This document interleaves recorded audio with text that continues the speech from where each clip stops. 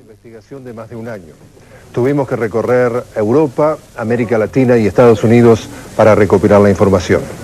Y esta noche la Universidad de Columbia de Nueva York premió el trabajo con el Bastón de Plata 2002, galardón en televisión equivalente al premio Pulitzer en prensa escrita. La Escuela de Periodismo de la Universidad de Columbia es reconocida como una de las más prestigiosas de los Estados Unidos y premió a En busca de la doble desaparecida entre 600 participantes, siendo la primera vez que la distinción es adjudicada a un programa en un idioma distinto del inglés. Jorge Gestoso investiga En busca de la doble desaparecida.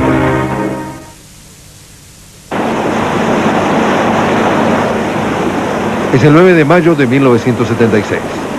El Rey Mar, un pesquero uruguayo como este, comienza una nueva jornada en el Río de la Plata. 6 semanas antes, con un golpe de Estado, se había instalado una dictadura militar en la Argentina. Estas abundan por esos días en Latinoamérica. Pero todo parece rutina para sus tripulantes, hasta que tropiezan con lo inesperado. Estaba un muchacho ahí sentado y dijo, le gritó al patrón, le dijo, ¡hey! Ahí anda una persona muerta, o algo muerto hay ahí, ¿no? Y arribamos y ya vimos que era una señora. Ya que ya tiraba mucho de ahí, de los aviones. Esta es una historia que se ha tratado de ahogar por más de 25 años y sin embargo sigue saliendo a la superficie. Es la historia de una mujer a la que se arrojó a las aguas de este Río de la Plata para que nunca más se supiera de su cadáver. Pero la mujer se niega a desaparecer y su cuerpo apareció junto a esta boya del Banco Arquímedes a pocos kilómetros de la ciudad de Montevideo. En los próximos minutos vamos en búsqueda de esta madre, a la que se intentó hacer desaparecer una vez y sigue desaparecida más de un cuarto de siglo después.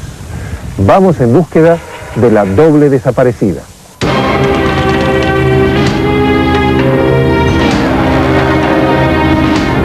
Jorge Gestoso investiga En busca de la doble desaparecida. Que nos digan dónde están, los llevaron detenidos, no los vimos nunca. A nivel colectivo, el reclamo de que continúe la búsqueda de los desaparecidos se sigue haciendo escuchar a lo largo de América Latina con una voz tan fuerte que ni el terrorismo de Estado ni el tiempo han podido callar. A nivel familiar, la búsqueda continúa con un dolor desgarrador. Esta es una tortura diaria. Cumplimos 50 años el 11 de este mes. 50 años de matrimonio y la mitad de esa vida buscando al hijo. A nivel individual, la búsqueda prosigue y también la agonía de tener familiares desaparecidos. No los puedo dar por muertos. No es que yo pueda decir que yo voy a discutir, que no los puedo dar por muertos. Y a nivel científico, genetistas, arqueólogos y antropólogos no se dan por vencidos. Esta búsqueda de los desaparecidos no tiene fin. El exterminio sistemático y el ocultamiento de los cuerpos de decenas de miles de personas por parte de las dictaduras militares dejó una profunda herida en América Latina. Para miles de latinoamericanos, esa llaga está hoy, más de un cuarto de siglo después, tan o más abierta que cuando se produjo lo que para muchos fue un genocidio ideológico perpetrado por parte del Estado.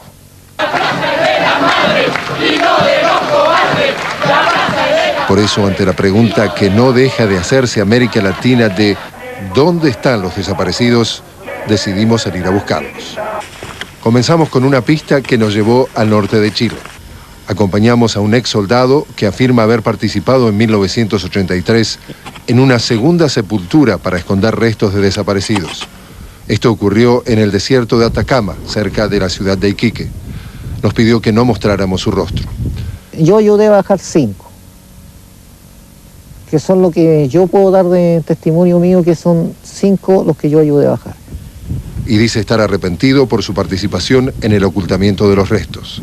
Cambiando los huesos del lugar, según este ex soldado, los militares chilenos buscaban dificultar aún más su hallazgo para que siguieran desaparecidos. Y hasta ahora lo han logrado. Ante la inmensidad del desierto, El ex soldado no pudo reconocer el sitio exacto donde ayudó a enterrar los restos. Pero curiosamente, en el medio de la nada, cerca del lugar donde trataba de ubicar la sepultura, encontramos esta inscripción. ¿Dónde están? Intentando contestar esa pregunta, continuamos la búsqueda que nos llevó a Ámsterdam. Allí encontramos a Daniel Rey Piuma. Está exiliado en Holanda luego de desertar de la Prefectura Nacional Naval del Uruguay o Servicio de Guardacostas, dependiente de la Armada.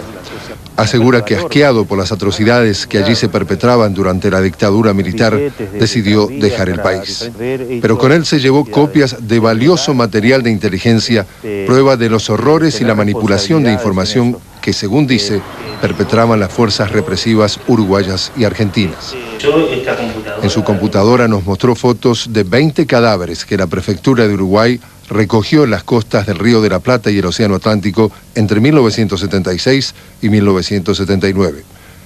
Una de ellas lo marcó profundamente. Un día, revisando las carpetas, encontré un informe sobre una mujer joven que había aparecido, que tenía las mismas características comunes de estos cuerpos, o sea, había aparecido atada, con violencias de tortura interna, externa. Lo que me pareció, lo que más me impactó en aquel momento, y es hasta ahora, es que los otros cuerpos, porque habían permanecido más tiempo en el agua, eran más irreconocibles. Otros porque, bueno, habían en la tortura que habían pasado, les habían prensado prácticamente la cabeza, entonces nada era reconocible. Otros se habían quemado con soplete. Pero en este caso, el rostro era reconocible. Y era joven. Su juventud me hizo acordar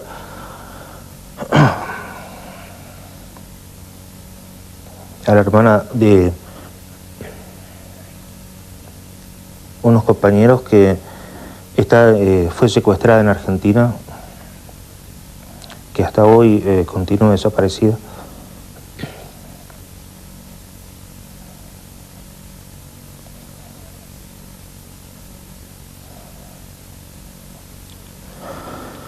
Y lo más impactante es que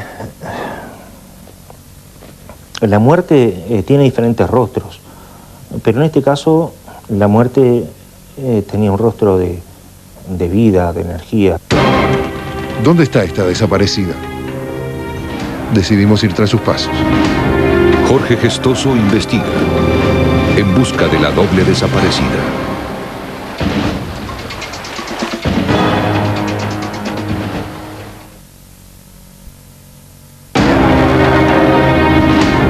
Jorge Gestoso investiga en busca de la doble desaparecida.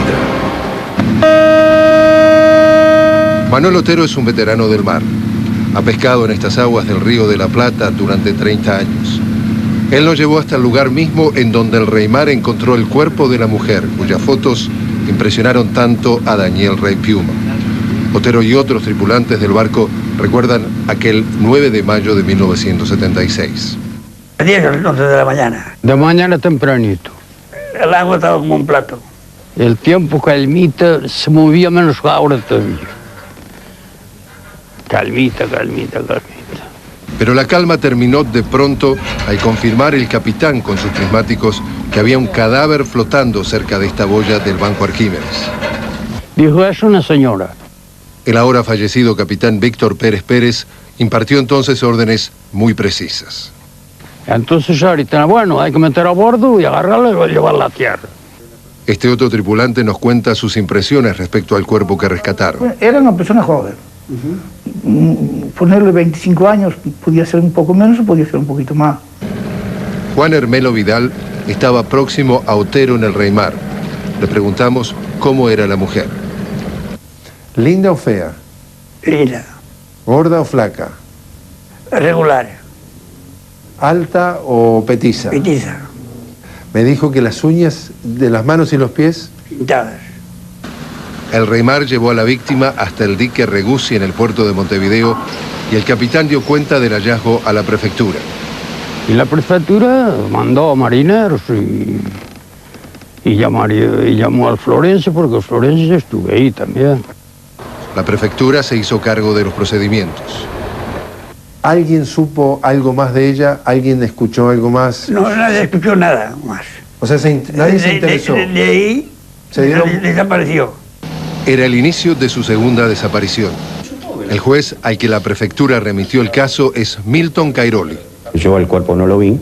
Pero le correspondía haberlo visto según la ley, tal como lo indica este experto en derecho. El juez se constituye en el lugar del hecho, así como el fiscal, y relevan todos los datos. En este caso usted me plantea un tema que apareció un cuerpo en agua.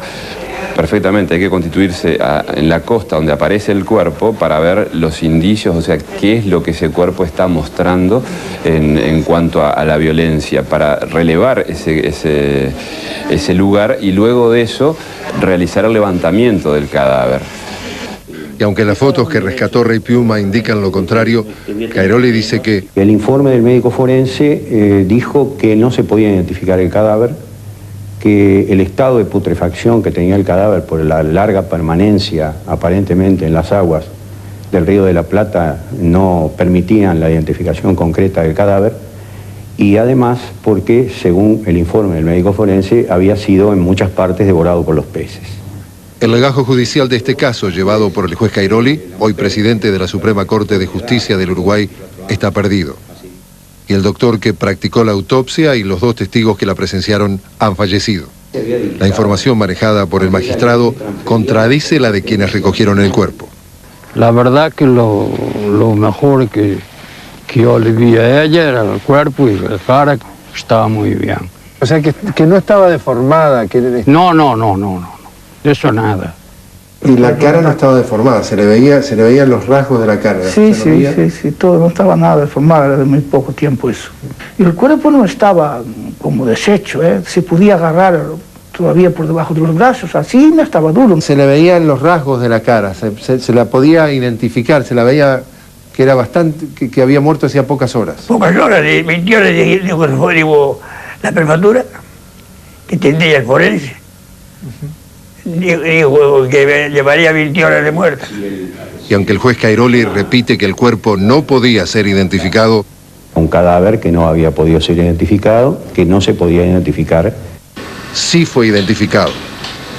Alejandro Inchaurregui integra el equipo de antropología forense que se ocupó de este caso en Argentina. La prefectura uruguaya pudo obtener dactilogramas, que se mandó una copia de los dactilogramas vía Interpol a la Policía Federal Argentina y que en su momento fue identificada. Fue identificada gracias a las huellas dactilares que correspondían a la cédula de identidad número 5.590.370 expedida por la Policía Federal Argentina. Pero la documentación que demuestra su identidad y de la cual tenemos copia no había sido revelada hasta ahora por las autoridades argentinas. Cairoli agrega citando al médico forense. No se podía identificar fehacientemente la causa de la muerte. Aunque para quienes rescataron su cuerpo, la víctima presentaba claras evidencias de haber sido torturada y asesinada. Es una pena de ver esto así, porque esto, ¿qué aún es el animal que hace una cosa de estas? Porque el que hace eso es un animal, hay que decir la verdad. ¿Pero qué hace qué cosa? Matar así a una persona. Porque a ella la mataron, porque... ¿cómo fue? Otero no quiso ser más específico en cámara sobre las evidencias que lo llevaron a concluir que a la mujer la habían matado. Pero este otro tripulante dijo que Otero le había contado más detalles. Sí, Otero me contó que tenía un corte acá y otro acá, otro acá. Además, el informe forense enviado por la policía uruguaya a la policía argentina a través de Interpol documenta que la víctima, entre otras cosas, presentaba un orificio de bala en la cadera izquierda, signos de violación y quemaduras de cigarrillo en una mano. El documento agrega que el cuerpo tenía el pie derecho atado con un trozo de cuerda de unos 60 centímetros de largo, la que aparentemente habría estado amarrada a una plomada y que posiblemente con el movimiento del cuerpo se rompió quedando el mismo a la deriva. Pese a eso, el caso fue archivado como hallazgo de un cuerpo sin vida en el departamento 2 de la prefectura uruguaya, según lo afirma el ex marino en su libro. Entonces lo que yo pienso que lo que se hizo fue una operación de contrainformación. Contrainformación que queda en evidencia en este documento proveniente de otro expediente de la justicia uruguaya, en el que el médico forense indica que los cuerpos aparecidos en las costas uruguayas son de raza oriental, a pesar de que algunos de ellos aparecían con restos de ropa fabricada en la Argentina. Eso tenía finalidad tú imagínate, porque esto pasó en las costas uruguayas, pero pongamos el caso, la policía encuentra en un apartamento un hombre que tiene 3 impactos de bala, colgada una lámpara y electrocutado, y la policía, digamos, hace un informe con 2 fotos y dice hallazgo de cuerpo sin vida, sin ninguna pericia. No, eso es imposible. Sin embargo, fue posible. El juez Cairoli ordenó la sepultura del NN, como se les llama a los muertos que no han sido identificados, y afirma no saber dónde lo enterraron. Nosotros fuimos tras el NN. Llegamos a la división de necrópolis de la Intendencia de Montevideo, la alcaldía, donde se documenta en qué cementerio público se sepulta a cada persona.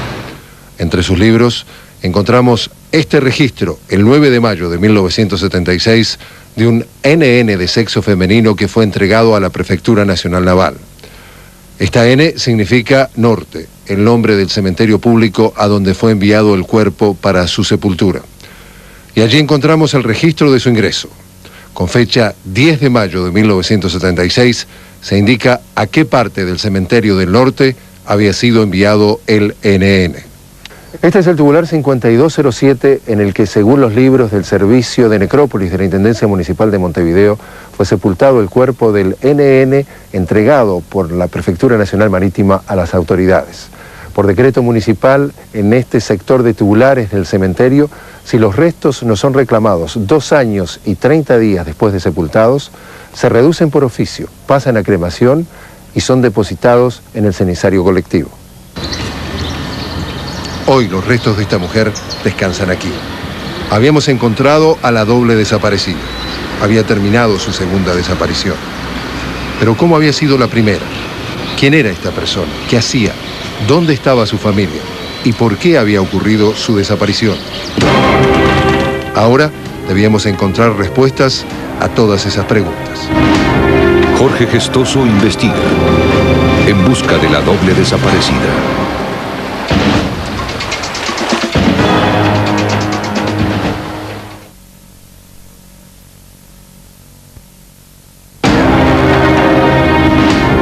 Jorge Gestoso investiga en busca de la doble desaparecida. La Guerra Fría fue muy caliente en América Latina. Los latinoamericanos peleamos una guerra que no era nuestra. Nos desangramos, perdimos años que podíamos haber dedicado al desarrollo de nuestros países, y juntamos bastantes odios y rencores para hipotecar el futuro además. La violencia política en los años 60 y 70 fue el resultado, según el ex fiscal argentino Luis Moreno Ocampo, de decisiones tomadas en América Latina, pero también en Washington y en Moscú. Los militares argentinos ejecutaron planes que fueron diseñados con la colaboración de militares norteamericanos y franceses. Los planes de operaciones estaban hechos en el año 65 y se ejecutaron 11 años después. Las guerrillas también hicieron planes que fueron diseñados a partir de los 60 en Cuba con el apoyo de Moscú y se ejecutaron a partir del año 68 en adelante. Nosotros sí queríamos la revolución, algo más, debo decirle. Creíamos posible esa revolución. Estábamos absolutamente convencidos de eso. De que era posible la revolución en América Latina. When I became president, the confrontation between the U.S. and the Soviet Union affected almost every country in the world. For too many reasons and too many times before I became president, the United States formed an alliance with quite often oppressive military dictatorships because they were so-called anti-communist. Como parte de esas alianzas, miles de militares latinoamericanos recibieron entrenamiento desde la Escuela de las Américas en Panamá y otras instalaciones estadounidenses.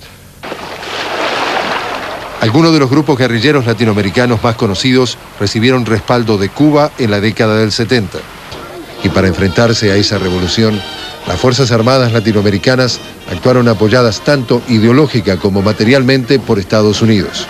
¿Qué representa América Latina para el gobierno de turno de Estados Unidos? Una granja. Una granja que no conviene contaminarla. Y quienes podían contaminar, según documentos oficiales, fueron perseguidos, secuestrados, torturados, asesinados o desaparecidos por las Fuerzas Armadas locales. Esta tarea estuvo coordinada entre las dictaduras del Cono Sur de acuerdo a documentos revelados posteriormente. De esta manera, a aquellos que optaron por abandonar su tierra, los fueron a buscar a donde estuvieran.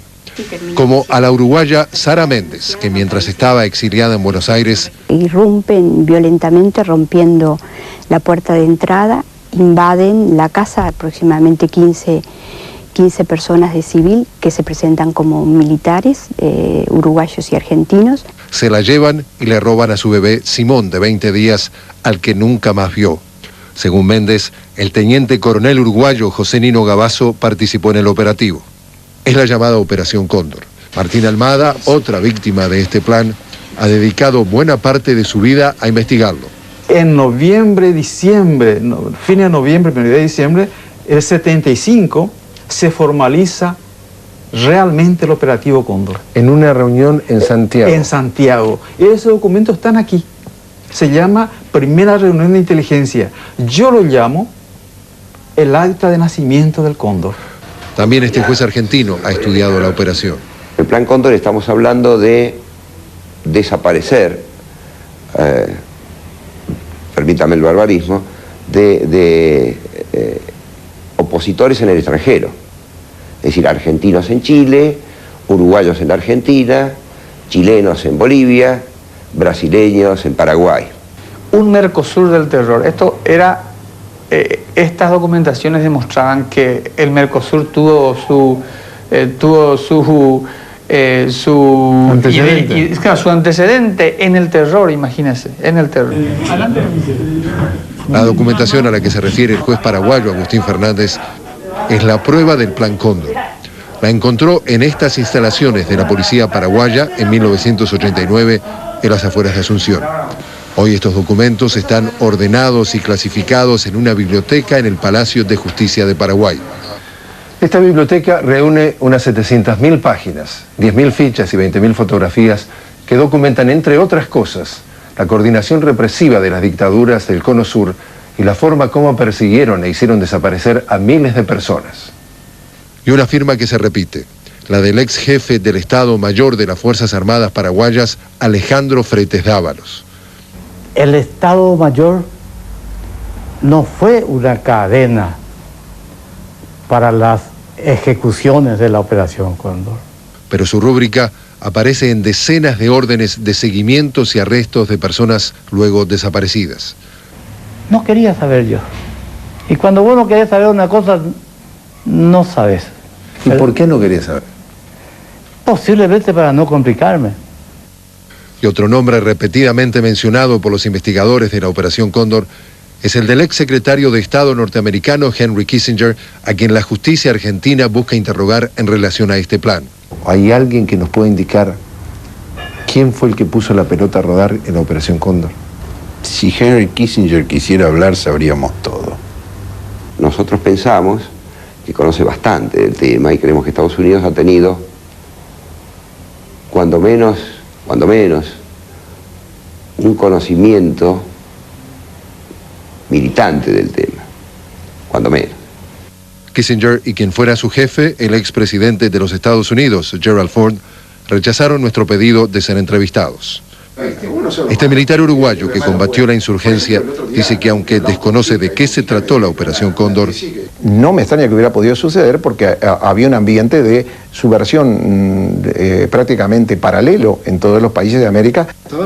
el general Ricardo Bogado Silva fue el agregado militar paraguayo en Chile durante el golpe de Estado de Augusto Pinochet. La lucha realmente no fue poca cosa y la amenaza fue tremenda. Y de no haberse enfrentado en la forma como se había hecho, probablemente aquí en América hubiéramos sido todos comunistas. Todos sabemos de que nadie eso hizo por amor a la criminalidad, sino por obligación y por necesidad y por defender un sistema.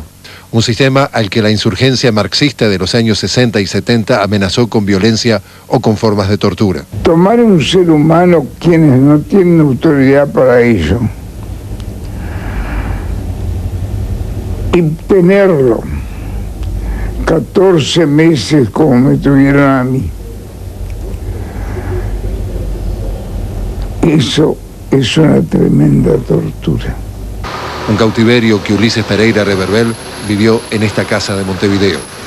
Escondido detrás de una falsa cámara séptica, un túnel 2 metros bajo tierra que lo llevó a la que los guerrilleros tupamaros llamaban la cárcel del pueblo. A través de esta puerta, el ingreso a un mundo que muchos calificaron como un infierno bajo tierra. Y las reglas de juego aquí adentro para los carceleros rápidamente identificadas a pocos pasos de la entrada. Alto. ¿Traes la capucha puesta? No se aceptan autocríticas. Y el símbolo, la estrella del Movimiento de Liberación Nacional Tupamaros. A su lado, la puerta de ingreso a 3 celdas. En una de ellas, de apenas 1,5 metros de ancho por 2 de largo, el entonces presidente de la Compañía de Electricidad Uruguaya pasó 423 días en manos de los Tupamaros. Yo no los perdoné. Y estoy seguro que moriré sin perdonar. Ulises Pereira Reverbel falleció pocas semanas después de esta entrevista, en junio del 2001, a los 83 años. Cuando regresemos, veremos cómo murió la doble desaparecida. Jorge Gestoso investiga. En busca de la doble desaparecida.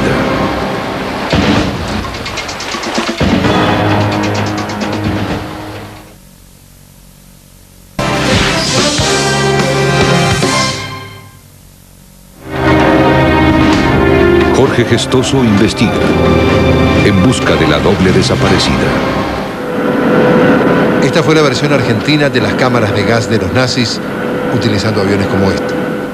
En la Argentina, muy claramente, los militares decidieron exterminar a la categoría que ellos bautizaron como los subversivos, y que incluía desde las organizaciones armadas que enfrentaban al gobierno, hasta sindicalistas que hacían huelgas, maestros o profesores universitarios que tenían lo que se llamaba ideas disolventes, jóvenes catequistas que iban a ayudar en trabajos comunitarios en las villas de emergencia, una categoría muy amplia que tenía que ser exterminada.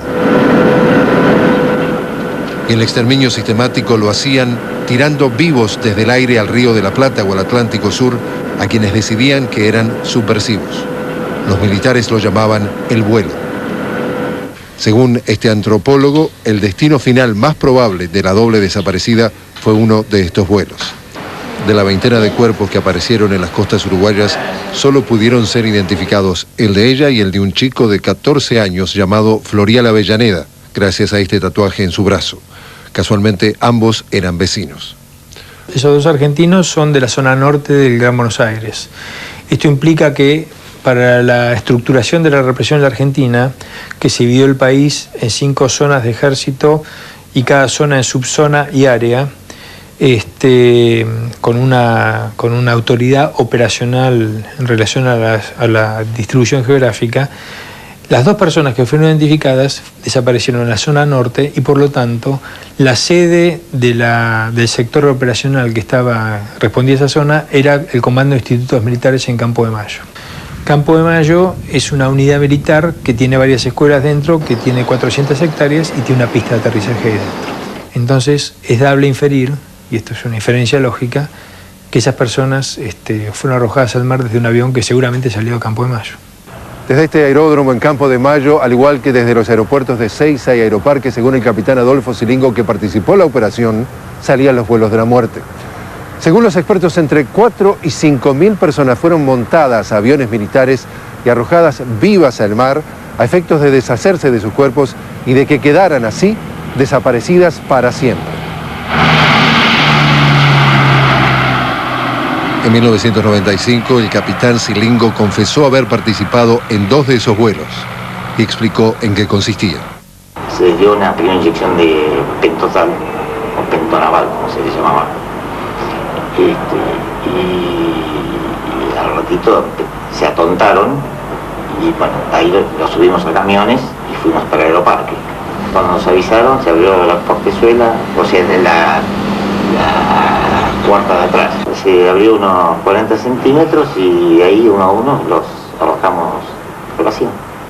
El abogado argentino Carlos Lepoy dice que estuvo cerca de ser una víctima de un vuelo de la muerte. Al llegar a la Escuela de Mecánica de la Armada, conocida como la ESMA, que funcionaba como un campo de concentración, se quejó ante un militar por la manera como lo habían detenido. Entonces sacó una pistola, me la puso en la cabeza y me dijo que me callara y que si yo no tenía ninguna relación con la subversión, me pedirían disculpas y que en caso contrario, si tenía la más mínima relación, me iba a aparecer en el río. Los militares argentinos aprendieron las técnicas aplicadas por el ejército francés en su lucha contra la guerrilla en Argelia. Los militares de Uruguay recibieron un entrenamiento similar. Vimos mucho material francés que vinieron franceses que enseñaron en la Argentina, nosotros concurrimos también a la Argentina. ¿Enseñaron qué cosa? A estudiar ese material francés de la experiencia de la guerra de Argelia.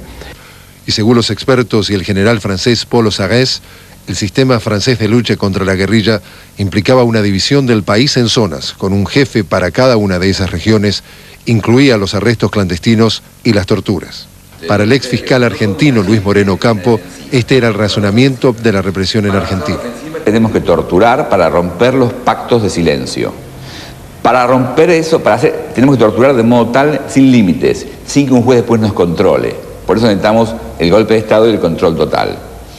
Una vez que tenemos la información, no basta ponerlos presos, porque en Uruguay los tupamaros en la cárcel hacían los planes, en la Argentina en el año 73 fueron liberados los presos que teníamos, entonces tenemos que matarlos.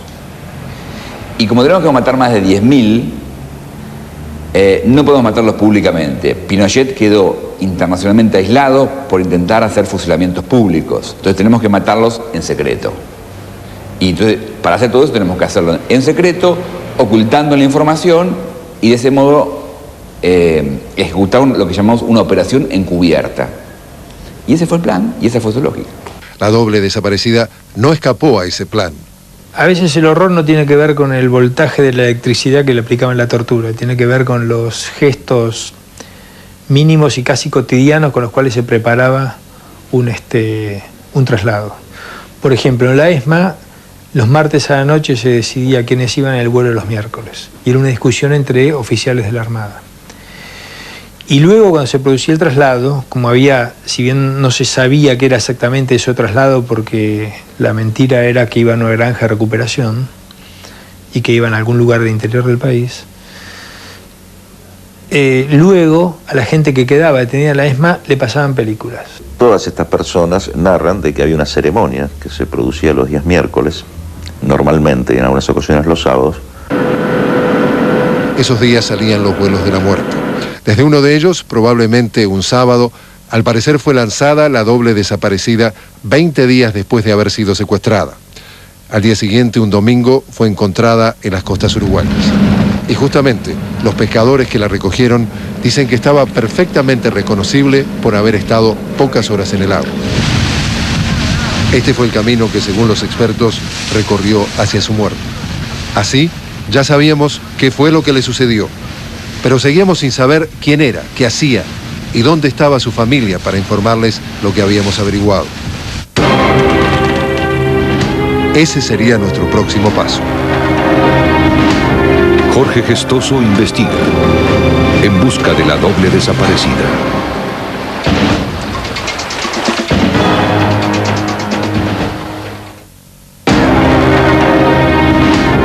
Jorge Gestoso investiga en busca de la doble desaparecida. Esos son los primos, este es el primo. Después de meses tras su pista, encontramos a la familia de la doble desaparecida en Buenos Aires. Con su madre compartimos nuestra información y los recuerdos que cada foto de ella le evoca. Doña Magdalena nos cuenta cómo, a través de su yerno Jorge, se enteró de la desaparición de su hija. Me dice, vieja Luche, me decía él, se llevaron a la nena. ¿Cómo que se llevaron a la nena? ¿Me llevaron a la nena? ¿Cómo se llama? Sí, dice, los militares se llevaron a la nena. 2 horas más tarde, su yerno también desapareció. La hija de doña Magdalena trabajaba en la empresa FATE, en la división electrónica. Este es su último recibo de sueldo. Allí se desempeñaba en la línea de producción ensamblando calculadoras, pero además era una activa militante gremial de izquierda. A esta fábrica llegaba a trabajar todos los días. También lo hizo el 19 de abril de 1976. Pero seguramente ni en la peor de sus pesadillas imaginó lo que ocurriría ese mediodía y lo que comenzaría a vivir a partir de ese momento. Benjamín Menéndez fue por ella nada más. Lo que le ocurrió fue que un grupo de militares, según doña Magdalena, a las órdenes del entonces coronel Mario Benjamín Menéndez, se la llevó. Consultado, Menéndez se negó a hablar del tema en cámara, pero dijo que no participó en ningún operativo en el que haya desaparecido ninguna persona. Al día siguiente, la madre comenzó a buscarla. Los militares le exigían que presentara este documento cada vez que iba a pedir información. Nos tenían como pelota para acá y para allá, no se puede decir otra cosa. No solamente a mí, a todos. Éramos, mire, más de 50, 60. ¿Sabe cuántos números eran? 15. ¿Sabe lo que hacíamos? Yo me iba de acá a las 10 de la noche a San Isidro. De San Isidro me preparaba un termo con cosa caliente y me iba a Plaza de Mayo y nos pasábamos la noche en Plaza de Mayo para poder ganar el turno primero, segundo, tercero. Fue así que surgió lo que luego se transformaría en la organización Madres de Plaza de Mayo. Cuando suena la puerta de su casa, durante todo este tiempo, ¿siempre tienen en algún lugar de su mente de que pueda haber alguna novedad de su hija? Ahora no, pero antes sí. Antes sí. Siempre, siempre, siempre. Y después por la calle, verlo a Jorge también en la calle. A uno les parece que los ve.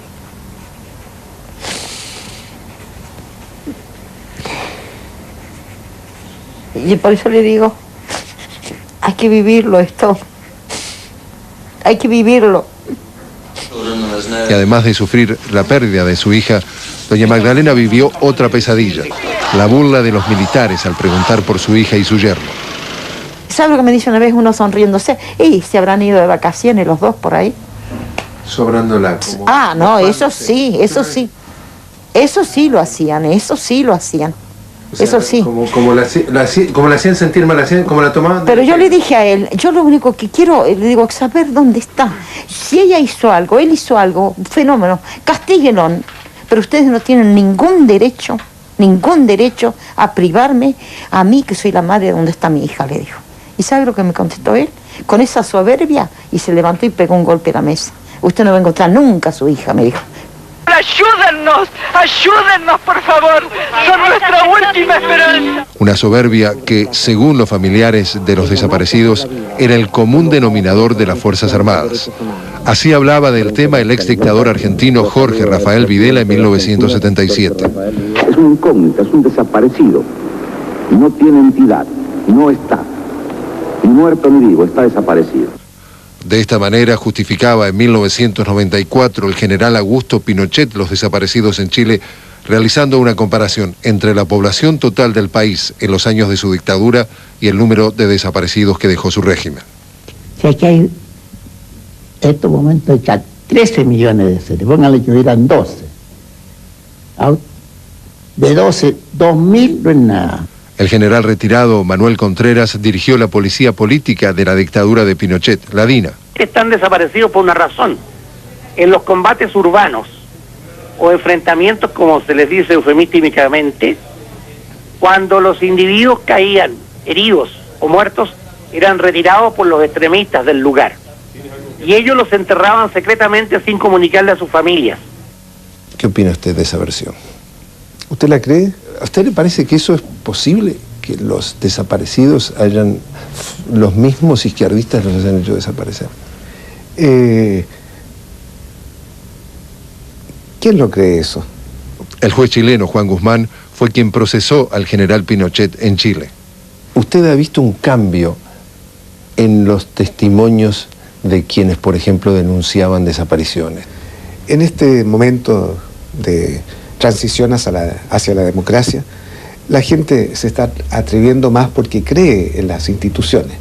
Así que yo creo que tiene mucha incidencia el que haya habido mucho miedo, el que haya habido menos miedo en una etapa y el que ahora haya bastante menos miedo. Es ese bastante menos miedo que observa el juez Guzmán el que ha hecho cambiar la marea. El general Pinochet, quien se negó a darnos una entrevista, fue procesado por violaciones a los derechos humanos y luego sobreseído. No voy a ir a la cárcel. Por el mismo motivo, el general Contreras está bajo arresto, lo mismo que el general Videla, quien también se negó a hablar con nosotros.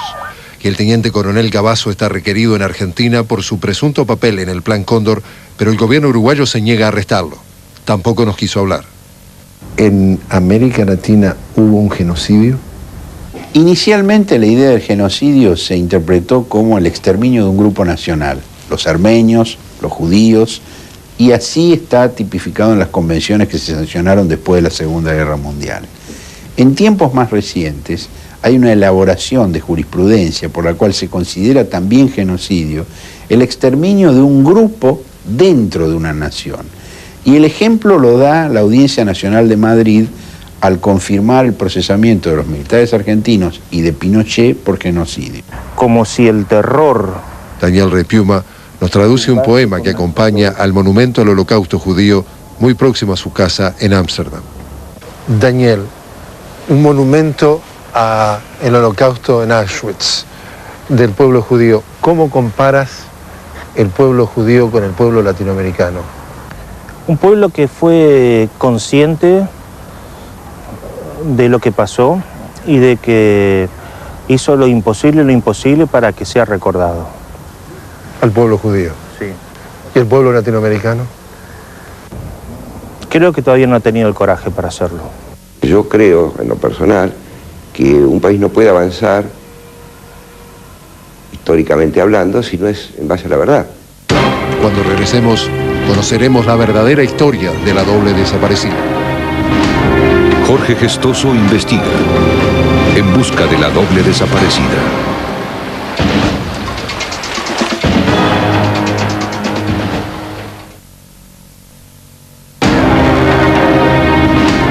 Jorge Gestoso investiga en busca de la doble desaparecida. Mario tiene 32 años, uno más que su madre cuando desapareció. Ha pasado más de un cuarto de siglo, pero el día en que los militares fueron a buscarla a su casa antes de secuestrarla en el trabajo, continúa muy fresco en su memoria. Fueron a la habitación, tiraron todo el patio, dieron vuelta a los cajones, agarraban las sábanas de las 4 puntas, las llenaban con cosas y se llevaron de todo. Y esta es la madre de Mario, María Rosa. Nació el 15 de febrero de 1945 en el Hospital Fernández de Buenos Aires. Vio qué bonita que está. Sí, y ya está más flaquita, menos... Vio, ya está haciendo los cachetitos. Qué bonita, ¿no? María Rosa cursó la escuela en la provincia de San Luis, a donde se mudó con sus padres. Ya en su juventud, en Buenos Aires, conoció a quien sería su esposo, Jorge. De esa unión nacieron Mario y la militancia izquierdista de María Rosa. Vivíamos acá. Vivíamos acá. Estos eran sus compañeros de militancia. Se reunían en este local, el de la llamada Unidad Básica Combatientes Peronistas para la zona norte del Gran Buenos Aires, a pocas cuadras de su casa. Jorge Velarde, Justo Pereira y Lita Artola nos cuentan en qué consistía la militancia de María Rosa. La militancia consistía en llevar adelante proyectos, en hacer por ahí algún paro, paro activo, comunicar a los compañeros lo que la conducción decía que había que hacer, por ahí alguna medida de no colaboración, pero era brava, muy enfática y había que vérsela con la chica. En la planta alta del local se reunía ocasionalmente la cúpula militar de la organización guerrillera Montoneros. Le preguntamos a Lita si María Rosa era montonera. María Rosa era de la Juventud Trabajadora Peronista. Si vos te referís a la cuestión armada, no. no era un cuadro militar, no. Ella era una compañera de base de trabajo gremial.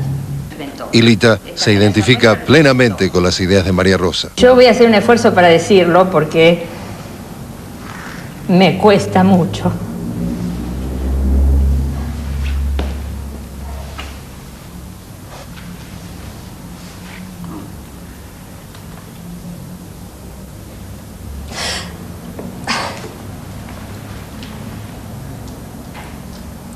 En este preciso caso, yo soy ella, porque si yo hubiera desaparecido, ella estaría acá. Yo soy María Rosa ahora, porque puedo hablar, a ella la mataron, a mí no. Entonces, esto que nosotras creíamos es la verdad, porque el mundo debe ser compartido por todos por igual y tiene que tener los mismos derechos la gente. No puede ser esta historia de que nos robaron la memoria, nos robaron la cultura, nos robaron la política y nos robaron los derechos a los argentinos. Esto no es así. El mundo debe ser igual para todos, con igualdad de oportunidades, y debe ser donde la gente es feliz. O sea, esa es la verdad. ¿Y en eso creía María Rosa? En eso creía María Rosa, exactamente. Además de militante sindical, María Rosa era madre, pero su hijo Mario solo pudo disfrutarla hasta los 6 años. Mi mamá tenía un carácter de cascarrabia. Yo tampoco no era muy tranquilito, hacía mis travesuras. Un día le pinté con tiza toda la habitación. Estuve con la cola colorada unos cuantos días, pero me querían mucho. El mismo día, el 19 de abril de 1976, su madre y su padre desaparecieron, y de la noche a la mañana Mario se quedó huérfano. De su padre nunca supo nada más. De chico estaba en una crisis de nervios terrible, soñaba, tenía pesadillas todas las noches, despertaba los llantos. Pero mientras crecía, también crecía para Mario la idea de que sus padres estaban desaparecidos para siempre. Algo que para él es, en sus palabras, como llevar una mochila a cuestas. Como que sentís un peso, ¿no? Cuando distintos motivos, cosas que uno ve, te llevan a pensar o te disparan el recuerdo, es una angustia, ¿no? Que se te viene en el pecho y te dobla, ¿no? Bueno, fui a velorios de padre de un amigo, que bueno, yo el padre lo quería mucho, siempre buscando quizás la imagen paterna y materna en padres de amigos o quizás gente de la edad con la que tenés contacto, compañero de trabajo, ¿no?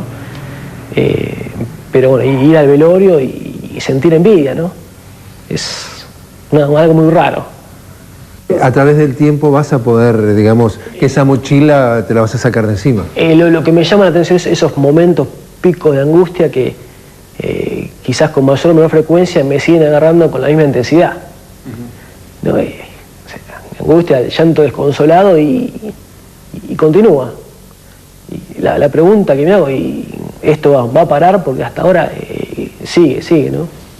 Mientras no se encuentran los restos humanos, los familiares de las personas a quienes pertenecieron esas osamentas o esos restos cuando eran vivos, siguen en pena, siguen penándolo las personas desaparecidas. No se ha cerrado el ciclo del funeral, del entierro, del luto y del olvido, del dulce olvido, del olvido de a poco. El no saber qué pasó es lo que ha mantenido el tema abierto, es lo que ha hecho que las familias de las personas desaparecidas, al no tener sosiego, al no poder hacer el duelo que toda persona necesita hacer cuando pierde un ser querido, se mantuvieran en una actitud de inquisición, de búsqueda, de investigación, de denuncia, de demanda, que ha mantenido el tema abierto un cuarto de siglo después. Y 25 años más tarde, doña Magdalena y Mario finalmente llegan al cementerio de Uruguay donde fueron sepultados los restos de María Rosa. Vamos con ellos. Fue lo que pudimos averiguar lo que les permitió llegar al lugar. Mario nos confiesa que está contento. Le había llegado el día que tanto le había envidiado a sus amigos, el día del funeral de un ser querido. Y este es nada menos que el de su madre. La encontramos. Es algo muy fuerte que me va a costar asumirlo, ¿no? Me va a ayudar a poder manejar el tema y quizás sacarme una incógnita, ¿no? ¿Qué pasó? ¿Dónde está? No sé si va a cerrar un capítulo, porque el capítulo no cerró, no se tomó conciencia de lo mal que es tomar conciencia. Los autores directos están libres, entonces no termina de cerrar. No se asumió por completo el error que hubo. Pero saber que terminó ahí, no sé si me da una paz, pero bueno, me va a ayudar con el tiempo ir manejando mejor todo esto, ¿no? Hubo un genocidio, sí, hubo un genocidio.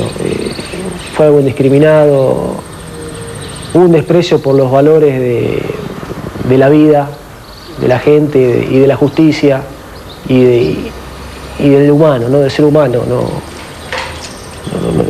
No concibo en qué estado mental tiene que estar una persona para hacer lo que se hizo. Aparte de, no sé, de irrumpir las casas a cualquier hora, llevarse gente, torturarla, tirarla de un avión, son cosas que no... sádicos. Un genocidio, no sé, quizás los mataban, nada más. Esto una hazaña tremenda. En la guerra mataban gente. Acá era más que matarlo. Es distinto.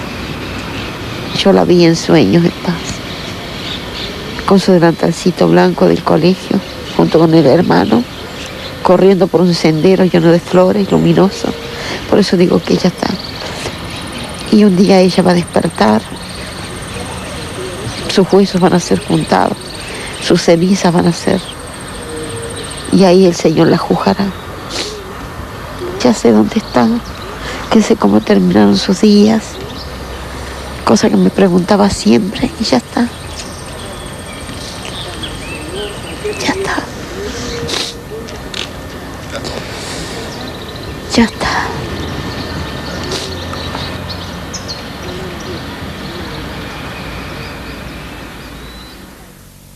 Les habló Jorge Gestoso. Gracias por habernos acompañado.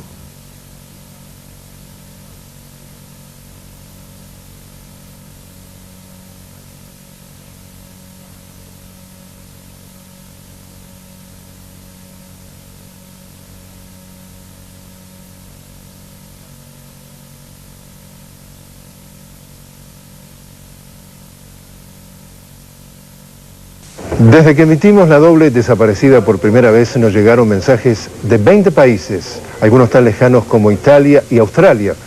Y entre ellos algunos padres nos comentaron que vieron el programa con sus hijos, para quienes el documental fue una lección de historia que jamás le habían enseñado en las aulas.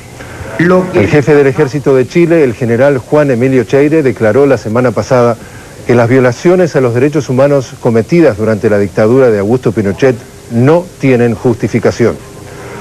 Mario Nimal, el hijo de María Rosa Mora, mandó hacer una placa y la pegó en el cenizario cuando visitó los restos de su madre en diciembre del 2001. Al mes siguiente, en enero del 2002, la madre de la doble desaparecida, Eusebia Magdalena, falleció. Mario, su nieto, nos escribió: gracias a CNN se fue con un peso menos en el alma, quizás a encontrarse con sus afectos en el más allá. Hoy Mario, junto a su señora Fernanda, esperan el nacimiento de su primera hija. Ambos esperan tener en sus brazos a Lucía el 30 de marzo.